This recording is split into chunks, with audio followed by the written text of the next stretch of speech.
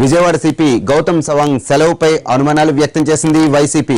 కేసును పక్కదారి పట్టించడం కోసమే సిన్సియర్ గా పనిచేస్తున్న సిపిని సెలవుపై వెళ్లమంటున్నారని ఆరోపించారు ఆ పార్టీ నేత అంబటి రాంబాబు. కాల్ మనీ పేరుతో తమ కార్యకర్తలు నాయకుల్ని వేధిస్తున్నారని చెప్పారు ఆయన.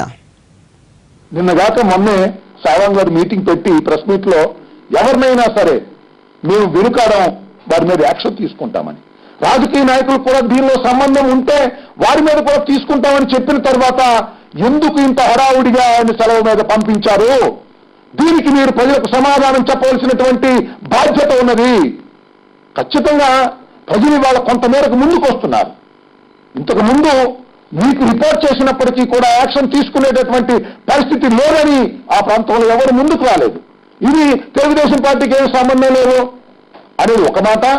రెండో మాట ఏంటంటే వైఎస్ఆర్ కాంగ్రెస్ పార్టీ వాళ్ళకి సంబంధం ఉంది, సిపిఐ గారికి సంబంధం ఉంది, సిపిఎం గారికి సంబంధం ఉంది, కాంగ్రెస్ పార్టీకి సంబంధం ఉంది అనేటటువంటి ఒక ప్రయత్నం చేసి అది నిరూపించాలని తాపత్రయపడుతున్నట్టుగా చంద్రబాబు నాయుడు గారు కనిపిస్తా ఉన్నది.